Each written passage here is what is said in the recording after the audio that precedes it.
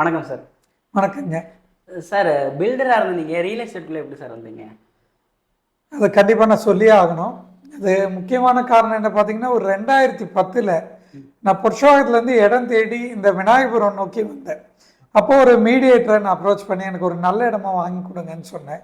அவர் கிட்டத்தட்ட 6 மாதங்களாக என்னை அலைய விட்டார். நான் டெய்லி அங்கேருந்து பைக் எடுத்துகிட்டு வருவேன்.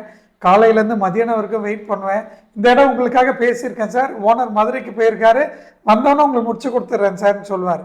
என் கையில் பணம் இருந்ததுனால எனக்கு ஒரு கனவு, எப்படியாவது ஒரு சின்ன ஒரு சொந்த வீடு, சின்னதாக ஒரு வீடாவது நம்ம வாங்கணும், இல்லை இடம் வாங்கியாவது வீடு கட்டணுன்ற நோக்கத்தில் இருந்தேன். ஆனால் அந்த மீடியேட்டர் என்ன பண்ணார், 6 மாதமாக என்னை அலைய விட்டு ஒரு இடத்த கூட எனக்கு முடிச்சு தராமல் போயிட்டார். அப்புறம் நான் ரொம்ப வெறுத்து போயிட்டு பேப்பரில் விளம்பரத்தை பார்த்து ஒரு இடத்த அவசரப்பட்டு வாங்கி அந்த இடத்துல தண்ணி நல்லா இல்லாமல் 7 வருடம் அந்த வீட்டில் இருந்து கஷ்டப்பட்டு நான் வந்தேன். அப்போ எனக்கு மனதுக்குள்ளே என்ன ஒரு தாட் வந்துச்சுன்னா, இந்த கன்ஸ்ட்ரக்ஷன் ஃபீல்டெலாம் வந்ததுக்கப்புறம் நான் யோசிக்கும் போது நான் அதுக்கப்புறம் எனக்குமே சோர்சிங் ஆஃப் லேண்ட் கன்ஸ்ட்ரக்ஷனுக்காக தேடும்போது இதே விதமான அனுபவங்களை நான் சந்திக்க நேர்ந்தது. அப்போ நான் என்ன யோசிச்சேன்னா, நம்ம ஏன் இது போல் இவங்கள நேரடியாக தேடி போகாமல் நம்மளே இந்த துறையில் இறங்கக்கூடாது?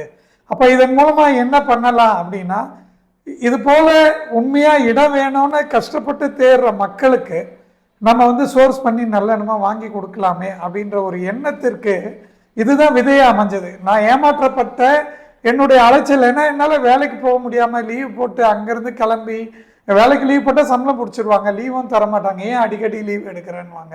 ஆனால் எனக்கு இடம் வாங்கி வீடு கட்டியே ஆகணும். ஸோ இந்த சூழ்நிலையில் அந்த ஏற்பட்ட அந்த பாதிப்புனால தான் நான் இந்த துறையை தேர்ந்தெடுத்து இதுக்குள்ளே வந்தேன். சார், இப்போ எந்தெந்த ப்ராப்பர்ட்டிலாம் ஹேண்டில் பண்ணிட்டு இருக்கீங்க? நாங்கள் காலி இடங்கள், அது மட்டும் இல்லாமல் ஃப்ளாட்ஸ், புதிதாக கட்டின ஃப்ளாட்ஸு, ரீசேல் ஃப்ளாட்ஸ், இது மட்டும் இல்லாமல் இண்டிவிஜுவல் ஹவுசஸ், கிளைண்ட்டோட நீடுக்கு ஏற்ற மாதிரி இது எல்லாமே நாங்கள் ஹேண்டில் பண்ணியிருக்கோம். குஷி ரியல் எஸ்டேட்டை யாரெல்லாம் அணுகலாம் சார்? இப்போ ஒருத்தர் ஒரு கடினமான மகளுக்கு திருமணம் செய்ய வேண்டிய சூழ்நிலையில் இருக்கும், பணம் இருக்காது, ஆனால் ஒரு சொந்த வீடுகளோ சொத்துக்களோ எக்ஸ்ட்ரா இருக்கும், இல்லை இருக்கிற வீட்டையே விற்றுட்டு அவங்க அந்த திருமணம் செய்யணும்னு நினைப்பாங்க.